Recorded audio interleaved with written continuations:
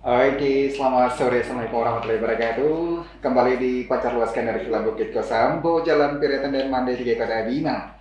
Di 102.4 Lani di MC Reformasi Station, Aldi kembali di sore hari di MC World dengan sesuatu yang menarik yang biasa kita perdengarkan kepada Anda di untuk Jumat sore, di mana ada talk show bersama KPP Pratama Raba Bima untuk hari ini yang kami spesialkan untuk Anda semua warga pajak Kota Bima, bahkan di Kabupaten Bima dimanapun Anda berada di MCPAL. Di studio kami sudah hadir tamu-tamu yang luar biasa nih dari KPP Pratama Raba Bima. Ada telah hadir Mas Gide Sukapurnamayasa. Selamat sore. Selamat sore Mas Andri. Ya, gimana kabar Pak? Baik, kabar baik. Ya, dari suaranya kelihatan fresh banget ya. Oke, di selain itu ada juga yang kami hormati, ya Mas Made Rikis Gusnadi. Selamat sore. Selamat sore. Ya, yang juga sudah hadir pada sore hari ini dari KPP Pratama Raba Bima untuk menjelaskan segala sesuatu yang berkaitan dengan pajak nih. Dan kebetulan tema yang kita usung pada sore hari ini yaitu tentang aspek perpajakan UMKM dan peraturan pemerintah nomor 23 tahun 2018.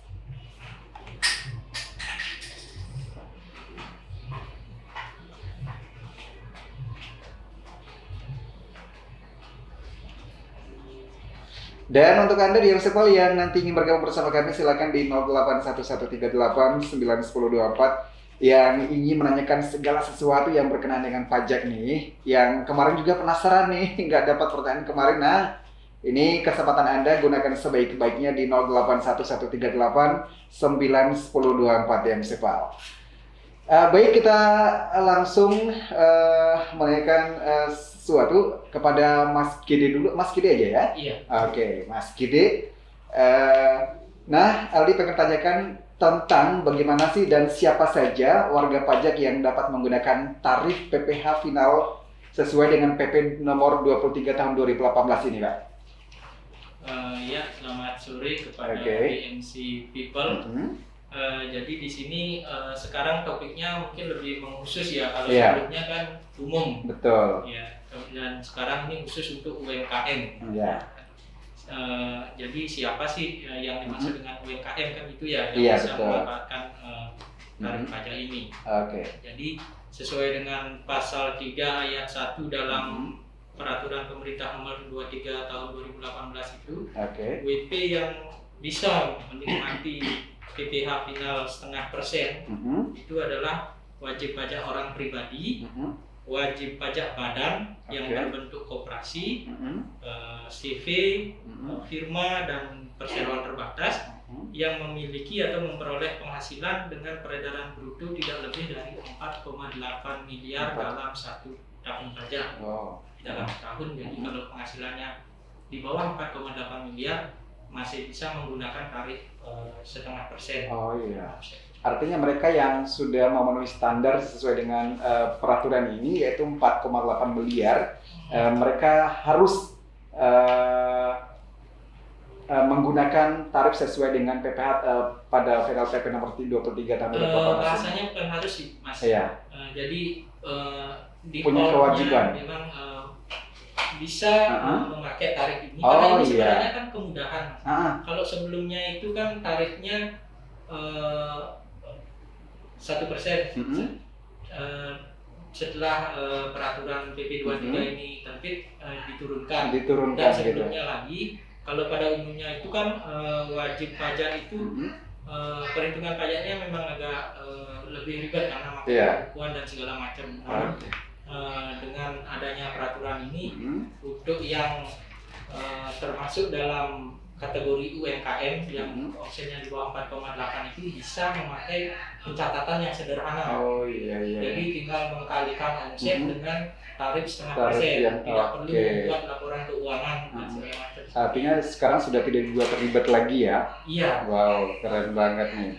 Nah, Anda yang kebetulan nih sebagai UMKM, yang sebagai pemilik UMKM, kayaknya pas banget deh Anda dengerin di sore hari di MCPAL, karena ini khusus dan spesial kena untuk Anda semuanya. Baik, masih dengan hal yang sama, di mana pada PP 23 ini berlakunya sejak kapan ini, Mas? Apakah sejak diterbitkan PP tersebut atau memang baru-baru ini? Ya, kita coba berikan pertanyaan kepada Mas Made Ricky Kusnadi. Terima Ini kasih. masih muda banget ya. Iya. Selamat sore di MC People. Oke. Jadi ini PP 23 tahun 2018. Nah, sesuai sama nama di beberapa tahunnya itu tahun 2018, detailnya itu tanggal 1 Juli. Nah, for information ini itu PP 23 itu merupakan update dari PP 46 tahun 2013. Jadi dia itu update-annya. Nah, jadi kan 2013 itu ada peraturan memang yang mengatur tentang wajib pajak UMKM tarifnya itu 1%. Nah, sejak 2018 itu diturunkan menjadi 0,5%. Jadi buat memudahkan, meringankan pajak bagi pelaku UMKM. Oke. Nah, jadi hal-hal yang mungkin selama ini yang buat para pelaku UMKM jadi ribet, segala sesuatunya sudah dipermudah sepertinya. Oke. Baik, untuk Anda yang ingin bergabung bersama kami, silakan di 0811389024. Lebih spesial lagi untuk para pelaku UMKM. Ini pas banget ya untuk Anda semuanya. Jadi jangan sungkan, jangan segan untuk bertanya, karena ini juga akan merambah dunia usaha Anda di Amsepa. Baik, kita lanjut ke Mas Gede dulu ya. Mas Gede Sukapurnama Yasa sebagai staf fungsional asisten penyuluhnya. Nah, masih berkaitan dengan UMKM, sebenarnya itu pajak UMKM itu seperti apa sih, ataupun yang sesuai yang berlaku pada PPh 23 UMKM itu, Mas? Jadi gini, kalau sebenarnya kan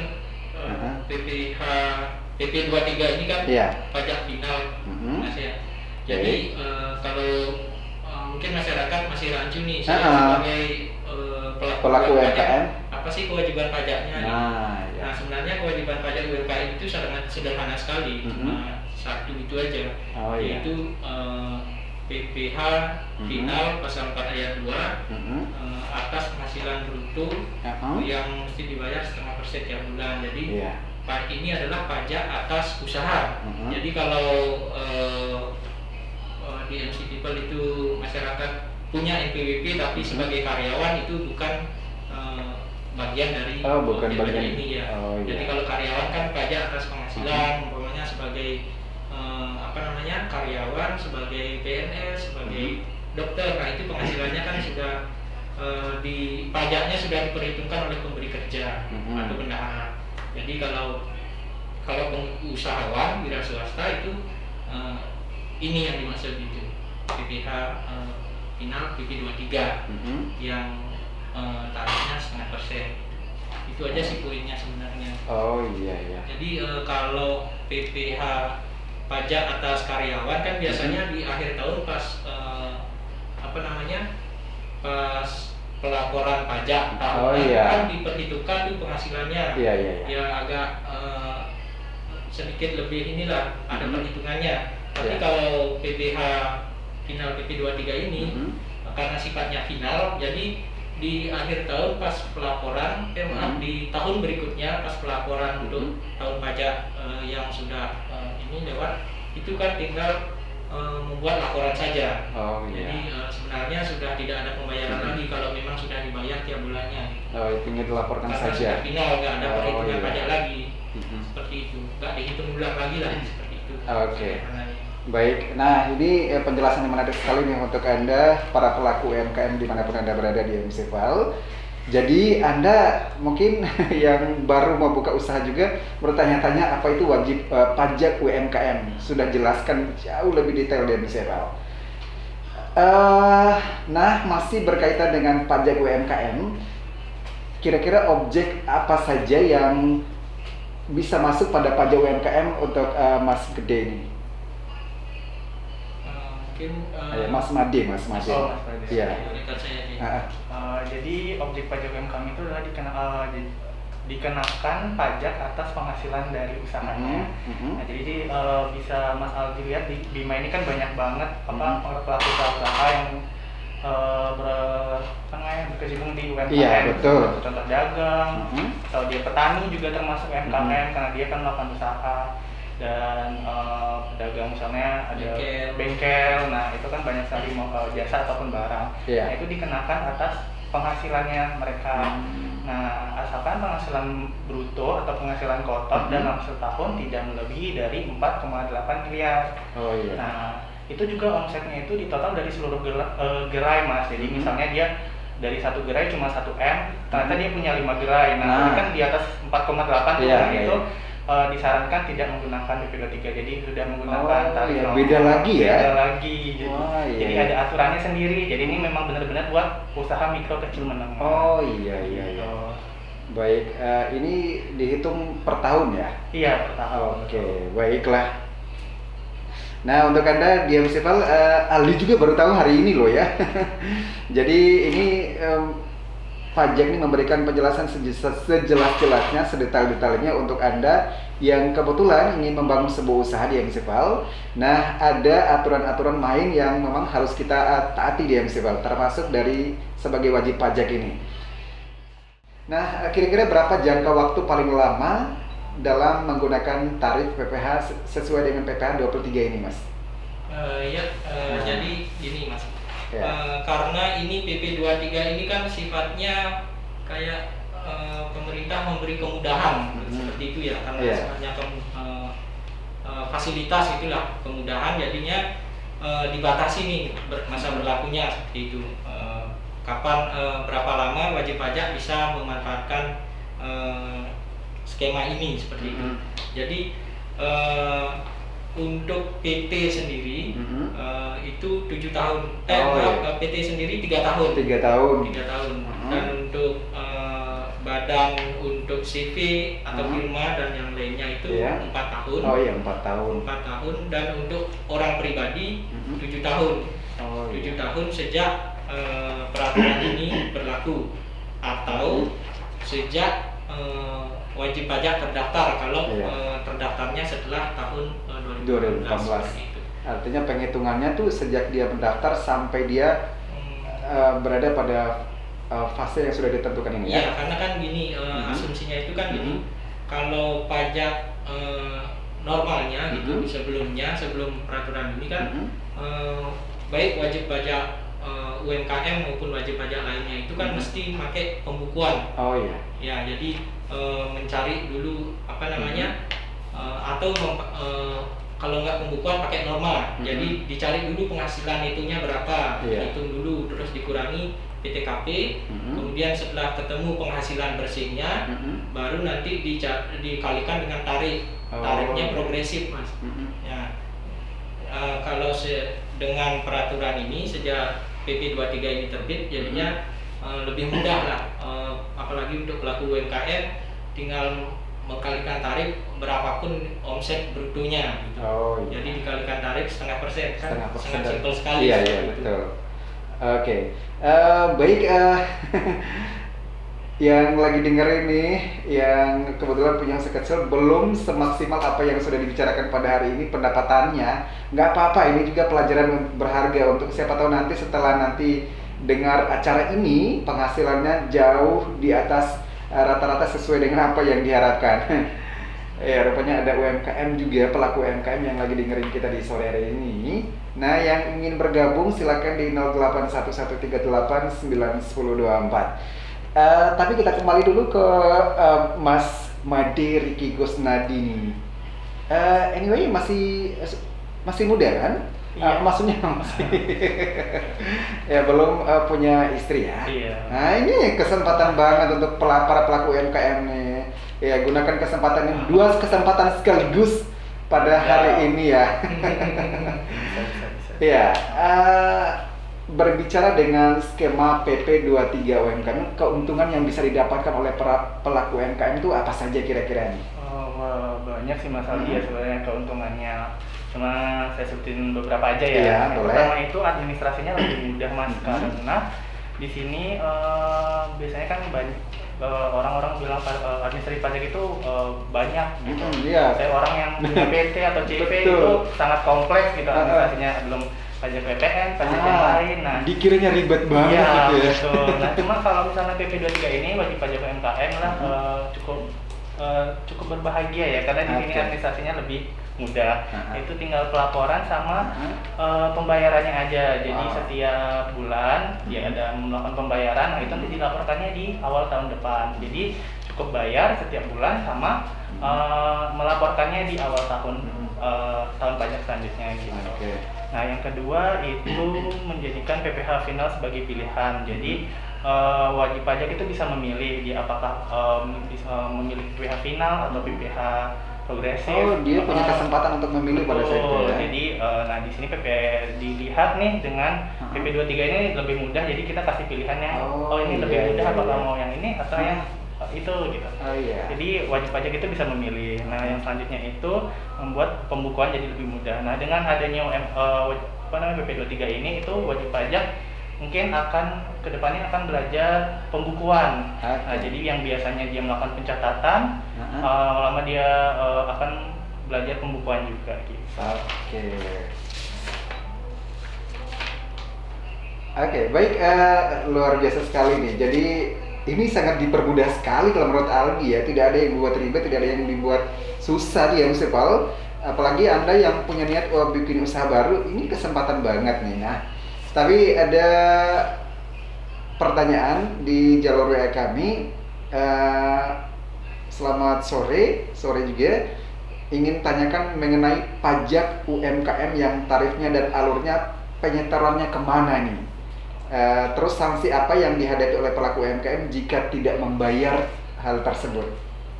Yang mau jawab siapa nih? Pak Made atau Pak Gede? Saya jawab dulu. Mas bisa melengkapi. Siap. Tadi gimana? Apa saja? Yang ditanyakan yaitu mengenai pajak UMKM yang tarifnya itu dan alur penyetorannya itu kemana?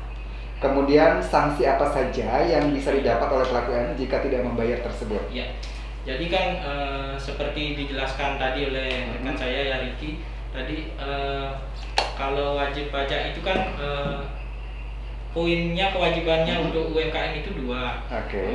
Bayar sama lapor. Bayarnya 0,5% tiap bulan dari omset bruto, lapornya setahun sekali, di awal tahun berikutnya. Nah, alurnya itu pertama menghitung dulu. Jadi masyarakat para wajib pajak pelaku UMKM itu hitung dulu berapa omsetnya di suatu bulan. Nah, setelah ketemu omsetnya berapa, misalnya omsetnya di bulan Januari omsetnya 10 juta gitu umpamanya. Jadi dari omset 10 juta itu berarti kena pajaknya, pajak UMKM itu sebesar 0,5% dari 10 juta, 50.000. 50.000 itu mesti telah disetor ke negara. Itu sebelum tanggal 15 bulan Februari bulan berikutnya. Jadi ada waktu kurang lebih 2 minggu untuk menghitung omsetnya dan membayar pajaknya seperti itu. Nah, setelah bagaimana cara membayarnya? Wajib pajak mesti memiliki kode billing. Kode billing itu bisa dapatnya dari mana itu? Dapat dari lewat online. Kalau wajib pajak mungkin sudah punya akun online, bisa buat di DJP online lewat akun sendiri, atau kalau kesulitan di kita juga sudah ada kanal saluran untuk minta DJP online, minta billing, jadi melalui beberapa nomor telepon saluran online bisa dihubungin, atau datang langsung ke kantor pajak. Setelah dapat kode billingnya, wajib pajak bisa menyetorkan pajaknya melalui bank atau kantor pos terdekat. Nah, setelah itu kewajiban bulanannya selesai. Nanti tinggal melaporkannya di tahun berikutnya, di awal tahun berikutnya. Kalau pelaporan tahunan itu jangan lewat tanggal 31 Maret ya. Tanggal 31 Maret tahun berikutnya seperti itu. Nah, untuk saluran permintaan kode billingnya mungkin kalau nomor WA ya biasanya WA ke WA saya pribadi ada juga. Mungkin saya bisa sebutkan ya. Iya, enggak apa-apa. Ke 082 144 336 234. Sebenarnya ada banyak sih salurannya nanti mungkin. Tapi sebetulnya ini alternatif dulu ya. Iya. Saat WP ke kantor pajak biasanya kita kasih berikan nomor pelayanan. Kemudian tadi sanksi apa yang bisa didapat oleh pelaku UMKM jika tidak membayar ataupun lewat batas waktu yang sudah ditentukan itu? Nah, mungkin apakah ada denda? Mas Rizky bisa. Oh ya, Mas Rizky ya. Rizky Bilar bukan? Rizky. Oke, silakan. Oh ya, jadi sebagai pengawasan kami untuk terkait kepatuhan wajib pajak, jadi kan mungkin ada beberapa wajib pajak yang lupa, atau yang sengaja tidak membayar. Banyak ya. Biasanya ada yang lupa sih, karena kan banyak yang tidak tahu tentang aturan pajak itu seperti apa.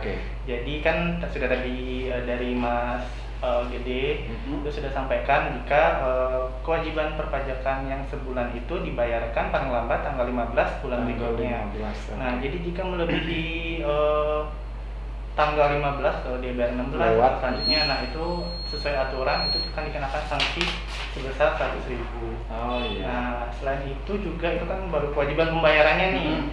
Nah, ada juga kewajiban pelaporannya yang setiap tahun itu setiap awal tahun. Jadi misalnya ini tahun 2021 udah habis Mas Aldi.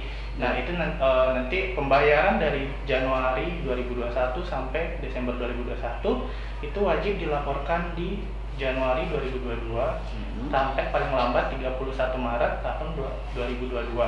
Jadi ada selang 3 bulan untuk kesempatan wajib pajak untuk melaporkan. Nah, jika dia melaporkannya 1 April dan seterusnya, itu akan dikenakan sanksi juga sebesar 100.000. Jadi buat wajib pajak, mungkin yang pajaknya cuma wajib pajaknya lebih daripada 100.000 misalnya. Jumlah pajaknya maksudnya misalnya 50.000, tapi karena dia terlambat sayang banget bakal kena saldonya 100.000. Nah, jadi diusahakan buat mungkin wajib pajak yang sedang mendengarkan di MC Radio, jangan lupa setor pajak sebelum tanggal 15. Dan juga lapor. Dan iya, betul sekali. Baik, semoga Mas yang menanyakan tadi yang tidak bernama puas banget rasanya penjelasan tadi ya. Baik, pertanyaan berikutnya lagi. Halo Kak, selamat sore. Sore juga aku Rara nih. Kebetulan nih aku punya usaha kecil nih Mas. Kalau misalnya usaha kecil saya ini semacam UMKM gitu. Nah, untuk pelaporan pajaknya tuh apa saja yang perlu saya siapkan nih? Oke, Mas Rizky. Jadi sebelum punya pelaporan pajak, sebelum pelaporan pajak ini pastikan dulu punya NPWP. Nah, jadi mungkin banyak wajib pajak UMKM ingin bayar pajak, tapi gimana cara saya bayar pajak? Nah, harus punya NPWP dulu. Nah, seperti di segmen sebelumnya sih itu kayak sudah pernah disampaikan tentang NPWP dan PKP. Nah, itu jadi NPWP itu mesti daftarkan dulu. Nah, persyaratan NPWP yang pertama itu harus punya KTP terlebih dahulu. Jadi harus memenuhi syarat subjektif sebagai wajib pajak. Nah, setelah dia punya NPWP, berarti kan sudah statusnya sudah sebagai wajib pajak. Sudah sebagai wajib pajak. Nah, jadi untuk pelaporan wajib pajaknya itu nanti biasanya misalnya nih baru daftar di bulan Januari 2021 gitu. Nah, itu sebenarnya sudah bisa lapor untuk penghasilan di 2020. Jadi nggak apa-apa dilaporkan pajaknya. Nah, itu tidak dikenakan sanksi denda karena misalnya dia baru pertama kali daftar tapi melaporkan yang sebelumnya, itu nggak apa-apa. Nah, kemudian satu lagi, untuk pelaku UMKM yang tidak memiliki NPWP, apakah wajib dibuatkan ataupun harus seperti apa ya untuk pemotongan pajaknya? Paham? Oke, Mas Gede. Jadi kalau UMKM itu nggak ada ininya sih, tidak tergantung klasifikasinya. Untuk apa namanya? Seperti yang tadi di awal dijelaskan itu cuman apa namanya omset aja, berdasarkan omset, yaitu untuk badan, PT, CV,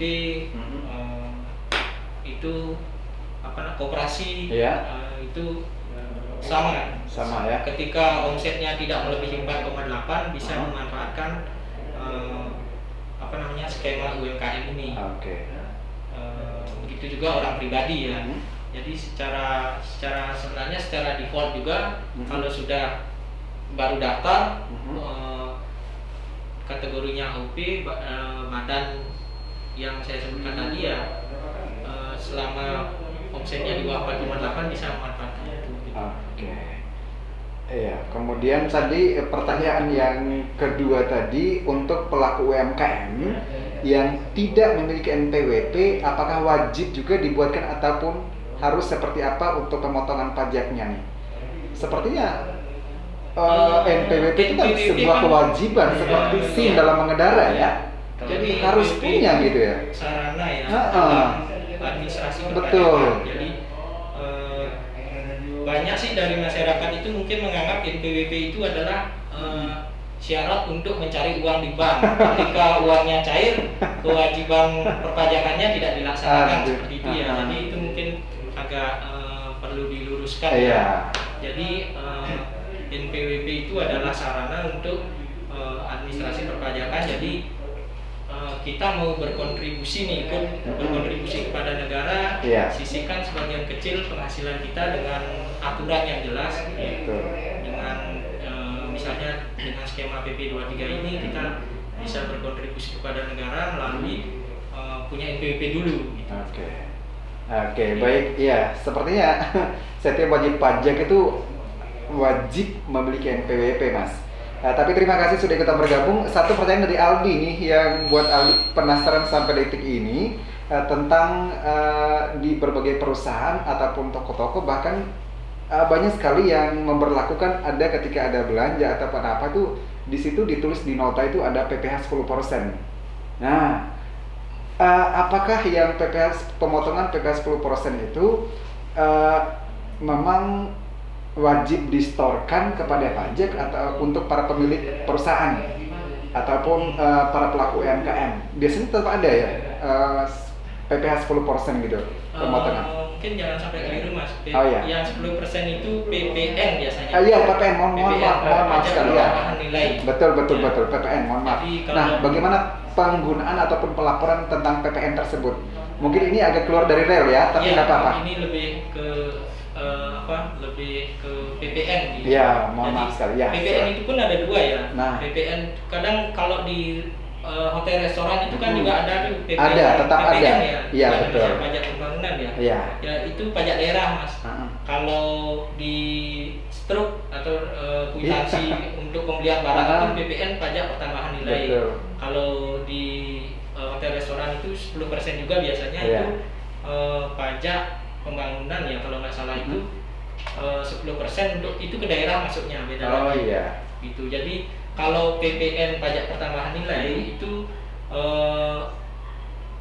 pajak konsumsi sebenarnya. Jadi kita beli barang itu sebenarnya sudah include pajaknya, PPN-nya 10% di harga barang itu.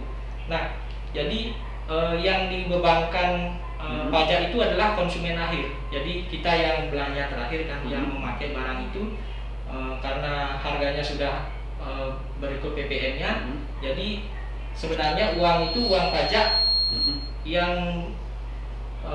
dibayarkan oleh konsumen akhir, pembeli, konsumen yang dititipkan kepada penjual. Jadi penjual itu sebenarnya itu tetap dilaporkan nggak? Kewajiban memungut saja. Uang itu adalah uang negara yang datangnya dari konsumen seperti itu. Jadi perlu distorkan sebenarnya itu karena itu adalah uang negara. Sebenarnya titipan, bukan uangnya si penjual. Nah, jadi Anda yang lagi mendengarkan kami pada sore hari ini, semoga ini akan jadi sebuah cerminan untuk kita bersama sebagai pelaku usaha bahwa segala sesuatu yang kita lakukan itu punya aturan ya semuanya. Kemudian terakhir nih closing statement apa yang bisa diberikan Mas Rizky. Oke. Oke, mungkin banyak sekali wajib pajak yang mungkin kurang informasi terkait Nah, pajak iya. karena kita sudah punya banyak sekali media informasi seperti sosial media, Ya. YouTube, Facebook, Twitter itu semua aktif, semua ada Iya. adminnya yang fast respon tentunya, dan juga ada Google Sites kami atau sites layanan. Jadi nanti itu diklik itu akan banyak WhatsApp live chat yang bisa dihubungi saat pandemi saat ini, karena kan banyak wajib pajak yang mungkin nggak bisa datang karena terbatas waktu dan sedang kondisi pandemi juga Mas ya. Jadi sekarang serba online. Nah, jangan khawatir, kami punya banyak saluran informasi mungkin yang punya Instagram. Yang masih anak-anak muda ya banyak lebih ke Instagram itu di @pajakrababima. Nah, di situ kami setiap hari update dan selalu melihat DM Instagram yang masuk. Kalau misalnya ada pertanyaan atau konsultasi atau mau minta billing juga bisa lewat DM Instagram, dan juga kami punya saluran Facebook sama KPP Pratama Rababima, terus Twitter @pajakrababima, sama kanal YouTube. Nah, ini YouTube ini banyak informasinya Mas. Jadi ada tata cara pelaporan, tata cara pendaftaran, dan juga pengajuan permohonan lainnya terkait perpajakan. Itu bisa melihat tata caranya di situ banyak banget, sudah cukup lengkap juga. Nah, kalau misalnya pengen yang lebih intens, lebih live chat, itu nanti buka alamat Instagram kami, ada link di situ, nanti diklik itu bakal ada banyak layanan sama live chatnya, saluran apa itu langsung terhubung. Oke, baiklah. Dari Mas Gede?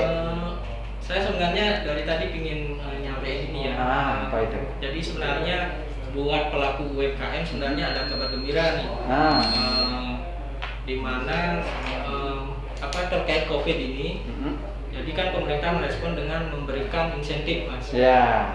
Insentif berupa pajak yang ditanggung pemerintah. Jadi dasar aturannya yaitu PMK nomor 82 tahun 2021 yang terbit bulan Juni kemarin. Jadi sejatinya insentif ini diberikan untuk beberapa jenis insentif, tapi kali ini yang saya sampaikan khusus untuk UMKM aja ya. Jadi untuk UMKM itu melalui PMK 82 itu diberikan insentif berupa pajak yang ditanggung pemerintah. Jadi sebenarnya wajib pajak sejak bulan Juni. Itu berlaku sampai kapan itu? Bulan Juli 2021 sampai Desember 2021. Sampai tahun ini ya. Ya, ada 6 bulan ya. Itu sifatnya perpanjangan, Mas. Sebenarnya sejak 2020 ada. Nah, jadi insentif ini diberikan berupa pajak yang ditanggung pemerintah. Wajib pajak sebenarnya tinggal menghitung saja, seperti yang tadi bilang, prosesnya kan menghitung omset berapa gitu ya. Ketika ketemu pajaknya tadi dalam contoh itu kan mesti bayar 50.000 gitu. Jadi wajib pajak sebenarnya tinggal melaporkan saja, membuat laporan. Cuman memang laporannya mesti lewat online, Mas. Ya, jadi ketika buat laporan pajaknya nggak bisa disetor. Jadi karena sudah ditanggung pemerintah. Jadi sebenarnya pemerintah sangat mengharapkan masyarakat pelaku UMKM memanfaatkan kesempatan ini seluas-luasnya seperti itu. Jadi kalau teknisnya terkait seperti apa, mungkin wajib pajak pelaku UMKM dipersilakan untuk datang ke kantor pajak untuk berkonsultasi. Baik, cukup? Iya, baik. Ada lagi? Mungkin itu. Itu saja. Baik, sepertinya waktu juga sudah membatasi kebersamaan kita pada sore hari ini. Ungkapan terima kasih juga untuk DMC Pol semua yang sudah ikut bergabung, walaupun lewat jalur WA dan SMS. Terima kasih, semoga informasi yang kami sampaikan hari ini betul-betul bermanfaat khusus untuk para pelaku UMKM. Terima kasih untuk Mas Gede, untuk Mas Rizky juga terima kasih sudah hadir di studio kami. Lain waktu, lain kesempatan, insya Allah kita undang lagi ya untuk membahas yang lebih gres lagi dari KPP Pratama Rababima. Dan terima kasih juga untuk semuanya yang sudah kita bergabung. Mohon maaf kalau pun ada salah kata, dan dari lintasan Villa Kosambo, Jalan Pretendean, Made 3 Kota Bima, Aldi bertugas pamit. Selamat sore. Wassalamualaikum warahmatullahi wabarakatuh.